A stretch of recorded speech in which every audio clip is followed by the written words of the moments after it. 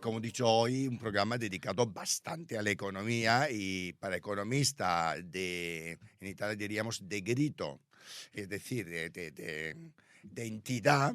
Para hablar un poco de la economía hemos traído a un gran amigo que es José Carlos Díez. Bueno, ¿Cómo estás, José Carlos? ¿Dónde vienes? ¿De qué país vienes? un placer y... ¿De qué país vienes? A veces grito porque me enfado, pero vamos, cada vez estoy de gritar menos, pero me alegro. Pues vengo de tu país. ¿Vienes de Italia? He ¿Dónde has estado estado? en Italia. ¿Pero de Pues vacaciones o de trabajo? he ido de vacaciones. Estuve Muy en bien. Roma y que hacía muchísimo que no iba y está preciosa, la está verdad. preciosa Roma, y he sí. ido a casi cerca de tu tierra, en Sicilia. He estado visitando la Qué isla. bueno. ¿Y Así qué que tal? muy ¿Cómo has encontrado Italia a nivel Pues- económico? Bueno, Roma mejor, ¿no? Tiene un dinamismo de turismo espectacular, casi enorme. no se puede andar, o sea, la gentrificación es Sí, tremenda, ¿no? Estábamos en el hotel en Vía Fratina y es que no se podía salir a la calle, vamos. Sí, no, es ¿no? tremendo. Lo de Roma Y- es peor que Madrid, la Gran y- Vía, que estamos aquí al lado. Y luego en Sicilia se ve mejora del turismo y no ese nivel de saturación, pero mejora, pero bueno, la economía muy decadente, todo como muy viejo. Italia es muy decadente, que yo digo siempre, tiene su punto. Aunque cuando yo voy a mi pueblo, que todavía están los baches de hace 40 años, desde cuando me he ido, no te hace mucha gracia. Pero sí, es un país un poco decadente. Pero me ha encantado, no conocía Sicilia y me ha encantado. me ha Es encantado. maravilloso. La Bueno, gente hablamos de lo que hemos maravillosa. venido a Venga, hablar. vamos A para ver, economía. España va tan bien como dice el OCDE, como dice todos los rankings de crecimiento y como dice, por supuesto, el gobierno, o no. Bueno, también como dice el The Economist, sí, ¿no? Porque el The Economist ha cogido 5 indicadores medibles y cuantificables y es verdad que salimos los mejores, ¿no? Por lo tanto, eso es un indicador. ¿Eso es un indicador bueno para ver la salud de una economía? Hombre, en nuestra opinión de los economistas, no. El The Economist es muy hábil en esas cosas, da muchos titulares, pero no hay que mirar más cosas. Me ha recordado un poco a los criterios de Maastricht para entrar en el euro. Luego, ¿no? Una cosa es que tengas criterios macro que pueden ir bien y otra es que luego entres. ¿Va bien la economía? Pues sí, ¿no? Hemos pasado 2 años y medio muy complicados, ¿no? La crisis de inflación fue muy violenta, muy imprevista, llevábamos muchos años sin inflación, pegó muy duro, en España además con la sequía, ¿no? Nos pegó en lo que son los alimentos, que eso hace más daño porque es el consumo frecuente de familias, sobre todo de bajo nivel de renta, ¿no? O sea que es la inflación peor, ¿no? La que más daño hace en situaciones de desigualdad. Y en el último año del 24 empezamos muy flojo, aunque el gobierno decía que íbamos bien, los indicadores no decían que íbamos bien, y el año fue de menos a más. Y hemos acabado con un nivel de intensidad de actividad económica muy potente, muy potente. Yo sigo un indicador que son las ventas declaradas de las empresas en el IVA, que puede haber más, pero las que declaran no mienten porque pagan. Claro. Entonces nadie miente en el IVA, o sea, puede haber más, ¿no? Sí. Y el Pero lo declarado crecimiento está ahí, es un y dato. el crecimiento, eliminando la inflación para hacerlo comparable, está en el 5%. No está mal. Eso es el máximo crecimiento desde antes de la guerra de Ucrania y desde antes de la pandemia, el doble que antes de la pandemia. Entonces, bueno, la economía ha cogido tracción. ¿Cuál es el problema propio? Que tú y yo lo hemos hablado muchas veces, y tú vienes del mundo de los recursos humanos y ¿no? Has medido eso de la productividad. Pues que tenemos un modelo de crecimiento no igual que el de antes de la crisis del 2008, porque no estamos en fase de construir 700.000 viviendas.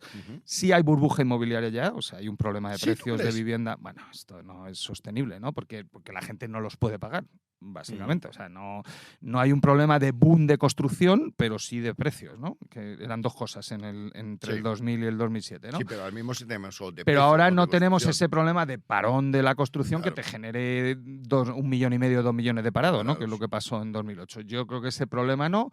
Pero el modelo es parecido, es un modelo muy intensivo en creación de empleo, no tenemos trabajadores y están viniendo inmigración, que es lo mismo que pasaba antes de 2007, y cuando miras la renta por habitante, que es el indicador que nos gusta a los economistas y que no lo puso el The Economist, España no va bien. Tenemos el mismo nivel de renta por habitante prácticamente desde el año 2000, somos uno de los países del mundo que menos ha crecido, ¿no? Por lo tanto...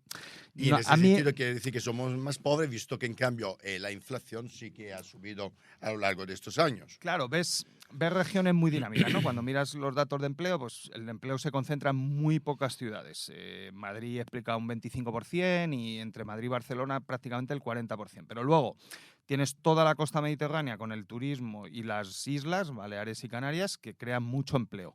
Pero cuando miras la renta por habitante, por ejemplo, Andalucía ha perdido ya el último puesto, está en los últimos y les ha adelantado Extremadura. Entonces, dice, ¿merece la pena crear tanto empleo? Dice, pues no lo sé, porque si crearas un poco menos, con mejor más calidad, productividad y mejores salarios, a lo mejor había menos descontento social. Pero bueno, esto ya son la cuarta derivada de los economistas. O sea, la economía ¿Pero le das va un bien. aprobado a este gobierno en tema de economía? Pues fíjate que es una situación muy cíclica. Yo no creo que se esté gestionando bien la economía, especialmente en esta segunda legislatura. Básicamente un premio porque es que el gobierno no puede aprobar nada, no tiene presupuesto, está prorrogando, no está tomando medidas, ¿no? O sea que no hay alguna causa-efecto, ¿no? Tampoco se está transmitiendo una sensación de seguridad, para que los inversores y la gente tome decisiones. ¿Se están tomando? Sí, pero no porque veamos en la tele señales de estabilidad. Tampoco la oposición está colaborando, ni se ve una alternativa en el señor Feijóo, ni el señor Feijóo. Todavía no sabemos cuál es su responsable de economía y cuál es su propuesta, y no estamos en un debate ¿Pero te parece lógico? Interesante, ¿no? Es un buen debate, ¿no? ¿Te parece lógico que la oposición, tú has trabajado mucho en política y además has asesorado, como todo el mundo sabe, ¿no? También a políticos y por lo tanto, sabes perfectamente cómo se tiene que hacer también el trabajo, ¿no? De oposición o de preparar un gobierno.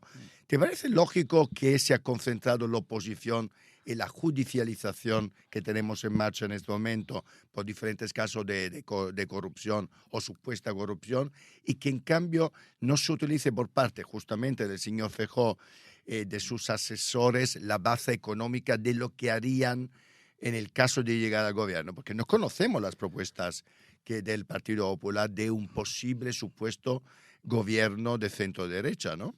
Sí, bueno, yo he asesorado a nivel amateur, porque la verdad es que nunca he cobrado por esto de la política, pero bueno, sí he tenido relación con algunos políticos y ahora ya no, ya llevo un tiempo que no, pero sí es verdad que tienes ese conocimiento desde dentro, ¿no? Lo de judicializar, no, es muy habitual en España, por desgracia, especialmente en el Partido Popular. Es verdad que el PSOE también lo ha hecho, pero el PP, ¿no? Por ejemplo, Feijóo ya va a llegar a la Junta de Galicia, lo hizo, hubo denuncias de corrupción contra Touriño, toda la situación de la crisis fue en esa situación. Sí, no es nuevo lo que estamos viviendo. A mí lo que sí me ha sorprendido de Feijóo, que tenía un buen concepto de él, debo decirlo, porque era un presidente de comunidad autónoma moderado y con mucha experiencia, ¿no? Yo la percepción cuando iba a verle a Galicia y he coincidido con él en algún acto, es un hombre muy experimentado. Es que no tenga esa visión completa del país y no tenga un plan para España. Y sí, no sé, esto ya es más de politólogo, ¿no? Pero mi experiencia personal, para tener un liderazgo, Euprepio, tienes que tener un plan. No puede haber un líder sin un plan, porque si quiere que le sigamos, tiene que tener un plan. Hombre, y el plan tiene que ser atractivo, o sea, ilusionante, ¿no? O por lo menos de generar esperanza, ¿no? No, a lo mejor no tanta ilusión, porque la gente está muy descreída y yo lo entiendo, ¿no? Pero no sé, pero bueno, es verdad que el gobierno tampoco lo tiene. O sea, vamos dando trampicones, si sale un dato bueno lo aprovechan, pero a mí, ¿no? Con todas las diferencias y todas las distancias, me recuerda mucho al PP de Rajoy, este gobierno de Pedro Sánchez del 2015 al 2018, ¿no? Un gobierno en minoría, sin capacidad de sacar leyes en el Parlamento, ¿no? Y que al final cayó por una moción de censura, pero que es que no estaba gobernando, ¿no? No hubo ninguna transformación. Y todo lo que llegaba al Parlamento salía peor, que es lo grave, ¿no? Casi dices, es que no aprueban los presupuestos. Pues mira, casi mejor, porque si va a llegar allí tienes que negociar con 8 partidos y sale un guacamole, un Frankenstein, pues casi mejor que no lleven presupuestos. Oye, prorrogas y tiras con los Next Generation, ¿no? Y mira, abriendo la ventana al mundo, ¿qué te esperas, por ejemplo, que pase después de la vuelta a la Casa Blanca de Trump? Porque desde luego las amenazas que estamos escuchando de aranceles, de política hiper mega nacionalista, proteccionista, son tremendas. ¿Qué te esperas que puede pasar y qué impacto puede tener en la situación económica de Europa, por ejemplo. Bueno, además también en relación a China y demás. Bueno, la economía mundial también, igual que España. España está siguiendo un ciclo muy parecido al ciclo mundial con un poquito más de intensidad, ¿no? O sea, vamos un poco mejor que, sobre todo, que el promedio europeo, ¿no? Hubo 2 años muy complicados, sobre todo en Occidente, con la crisis de inflación. Subidas de tipos muy, muy intensas y muy rápidas frenaron en seco el crecimiento económico. Es un milagro para los economistas que se haya conseguido bajar una inflación del 10% al 2 o al 3 sin provocar una recesión. Nosotros pensábamos que era muy probable que hubiera una recesión. Por lo tanto, para nosotros no es un mal escenario, pero bueno, para la gente sí. Claro, si te han subido la hipoteca, te vale más caro ir al supermercado. Yo entiendo que la gente haya cambiado. Y ahora estamos viendo una recuperación, ¿no? Menos intensa que antes del 22, pero Estados Unidos va muy bien, ¿no? Y Japón se ha animado sorprendentemente, que era una economía muy estancada. Y luego China, con todos sus problemas, porque les ha pinchado la burbuja inmobiliaria, están construyendo menos viviendas que hace 4 años, y, o sea, con todos sus problemas, pues bueno, están forzando la salida, igual que hicimos nosotros después de la burbuja nuestra en el 2008, vía exportaciones, vía, ¿no?, el sector industrial y, ¿no?, con mucha intensidad. Entonces, si Trump llega y parece que viene con ganas y animado, vamos a ver, porque luego también no sabemos, cómo es tan binario, no sabemos lo que va a hacer, ¿no? Hay que esperar a que tome decisiones. Si frena ese dinamismo que se ha activado en el comercio mundial y en las exportaciones mundiales desde el verano del año pasado, especialmente en Estados Unidos, que es el gran motor del crecimiento del comercio mundial por importaciones propias, pues hombre, eso sí puede provocar un poco de lío. Y luego está la otra parte, que es, él dejó una herencia fiscal horrorosa, ¿no?, porque dejó un déficit altísimo y una deuda pública altísima, y Biden se la deja peor. O sea, el déficit público americano es desproporcionadamente alto. Entonces, empieza a haber, no me quiero poner muy negativo, pero empieza a haber un poco de inquietud en los mercados financieros sobre el dólar y la prima de riesgo del bono de la deuda pública americana. Muy pequeño, pero bueno, esto es como los volcanes, ¿no?, y los terremotos. Empiezan muy poquito y luego se aumenta la intensidad, ¿no? Yo creo que ese es el punto de mayor riesgo, porque la deuda mundial es muy superior a la del 2008 y generalizada, porque China ahora está endeudada. En el 8 no estaba endeudada y ahora está, ¿no? Por lo tanto, bueno, vamos a ver cómo va eso, pero la verdad es que eso es más difícil de predecir, y lo del comercio tiene que hacer algo muy gordo para frenar esto. O sea, la dinámica, yo creo que vamos a ver un buen año 2025, por lo menos el primer semestre. España entra con mucho dinamismo. El dato de creación de empleo de afiliación a la Seguridad Social es de 40.000 en un mes.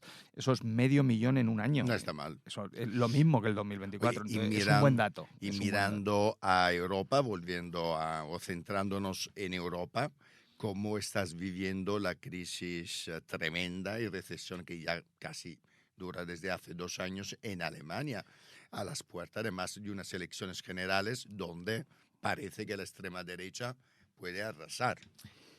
Bueno, pues yo estoy bastante preocupado, ¿no?, a nivel europeo. Primero, coincido bastante con tu paisano Mario Draghi, que ha hecho un diagnóstico, yo creo que muy acertado. Y un informe de 200 páginas. Muy político. Sí. Es un informe político que encargado por la Totalmente Comisión político, Europea. sí, sí. Nosotros hemos sacado un libro sobre política industrial y las conclusiones son muy parecidas, más académico y más técnico. ¿Cuál es el problema? Que Europa tiene un nivel de estado del bienestar y de gasto social muy elevado. Prácticamente la mitad del gasto social mundial se hace en Europa, y eso obliga, con envejecimiento de población, a poner impuestos al salario muy alto, y eso te hace perder mucha competitividad. La guerra de Ucrania y el cierre del gas ha hecho, sobre todo a Alemania y a Centro Europa, perder mucha competitividad energética. El coste de consumir gas o de energía en Europa Central, comparado con Estados Unidos y con China, es desproporcionadamente alto, y no tenemos ya ventaja tecnológica, ¿no? China ha hecho un avance en I+D y en tecnología brutal, sobre todo en coche eléctrico y en determinados sectores, y Europa ha perdido su ventaja en coche. Entonces, claro, era nuestro gran sector, ¿no? Ese y el de los bienes de equipo. Entonces, en ese escenario, tú necesitas, como dice Draghi, un cambio, y el cambio, volvemos otra vez, necesita un líder. Entonces, ¿cuál es el liderazgo europeo? Si el país más estable es España e Italia, con Meloni y Pedro Sánchez, que están en una situación de minoría, y son los estables, o sea, Francia está fatal, o sea, debería convocar elecciones, no creo que lo vaya a hacer, pero debería, pues no hay gobierno y no hay parlamento. Y en Alemania, pues yo estoy muy preocupado porque yo creo que la subida de la extrema derecha va a ser mucho más fuerte de lo que están diciendo las encuestas. Pues yo tengo familia allí, viajo de vez en cuando, percibo bastante bien Alemania, ¿no? Porque he ido mucho y ellos son muy cartesianos y yo creo que no están preparados para esta crisis, no la entienden. Ellos tienen un complejo de superioridad alto, ¿no? Han provocado 2 guerras mundiales, o sea que son una sociedad vanidosa, bueno, orgullosa, ¿no? Sí, Digamos sí, que sí. no es negativo. Quiero Y decir, arrogante. y son muy arrogantes, no están preparados para gestionar crisis, ¿no? Nosotros los latinos, como estamos en crisis permanente, ¿no? Pues Estamos más acostumbrados. nosotros nos dicen que estamos en crisis y ya ni nos levantamos de la cama, vamos, que es lo normal, pero yo les veo muy mal. Y un gobierno de la CDU en minoría con alternativa para Alemania, bueno, estamos viendo en Austria. Al final, así empezó Austria y ahora la extrema derecha va a gobernar, ¿no? Entonces, Oye, y defíneme lo que es la clase media hoy en España. bueno, pues si cogemos el dato, que yo creo que es el que hay que coger de datos de la agencia tributaria de IRPF y de lo que se declara en salarios, creo que el salario medio está cerca de 1.200 y el más frecuente está más abajo. O sea, bueno, no. Por eso digo que hay que tener mucho cuidado con los discursos, ¿no? Esto lo contaba mucho Alfredo Pérez Rubalcaba. Claro, cuando tú sales, ¿no? Y dices que la economía va muy bien y el votante y el ciudadano no lo percibe, lo cabreas, porque dice, ¿quién se lo está llevando? Efectivamente, crudo. Claro, entonces, si yo no lo percibo. Es verdad que luego cuando miras las encuestas del consumidor, que es lo que sigue haciendo bien el CIS sigue haciendo cosas bien, ¿no? Las intenciones de voto, pero la encuesta del consumidor tiene una serie muy larga, muy fiable. Nosotros, o por lo menos yo, la uso mucho porque es un buen indicador. Hay una pregunta que le dices cómo ver la situación de tu propio hogar, no la de la economía, ¿no? La economía siempre la ven fatal, pero la suya. Y la suya ha mejorado mucho en 2024 y va alineado con la mejora del consumo y del empleo, ¿no? Entonces, no hay que preguntarles tanto, hay más que ver lo que hacen, ¿no? De momento lo que hacen es gastar.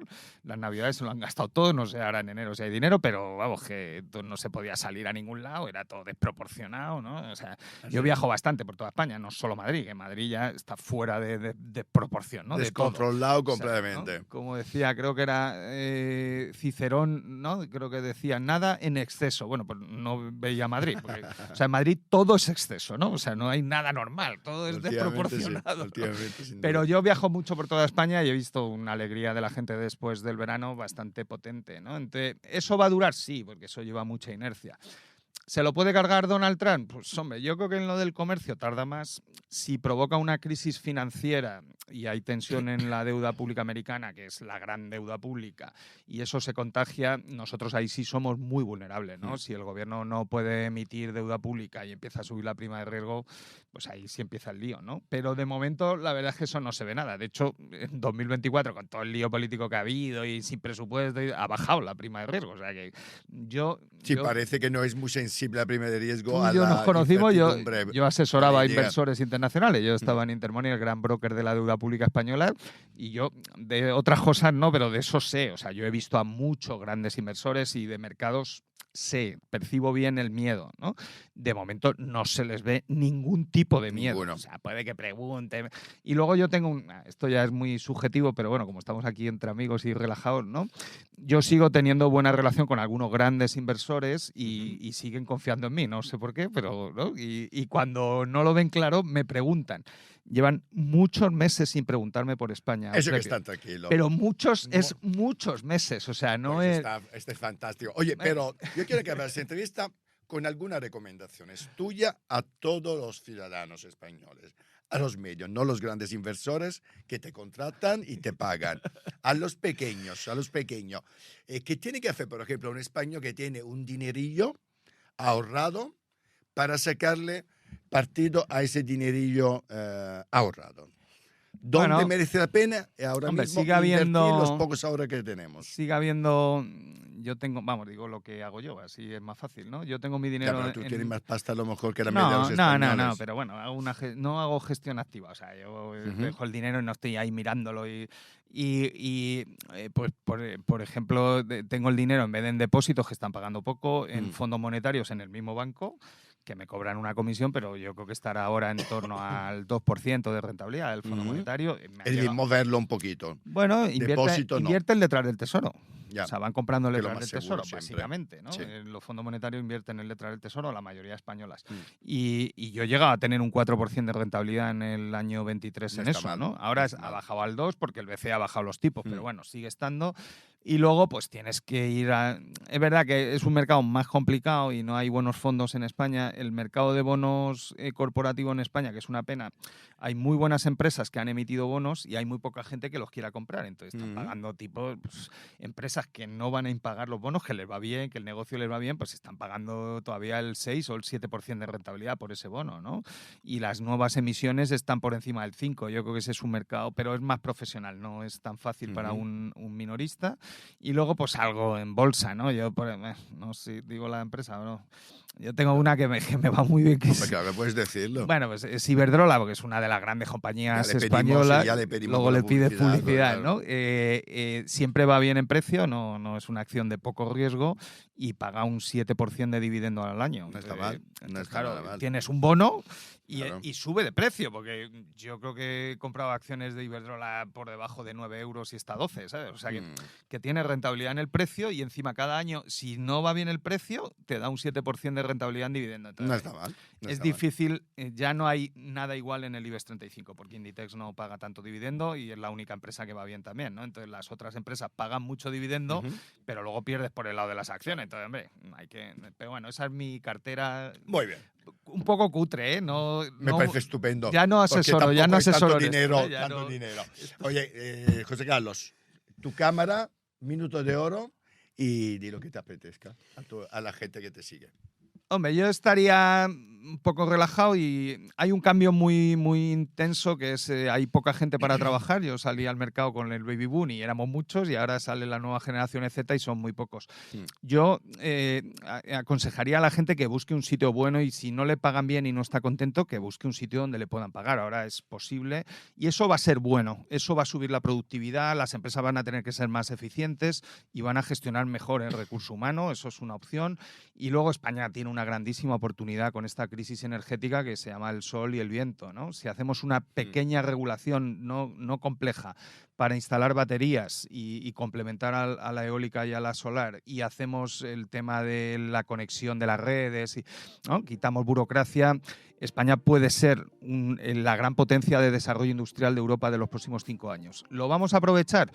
Pues no lo sé. Si no lo aprovechamos nosotros, lo van a aprovechar los portugueses que están aquí al lado. Así que hagámoslo nosotros antes. Me parece muy bien. Pues muchas gracias, José Carlos. Un placer. Hasta pronto.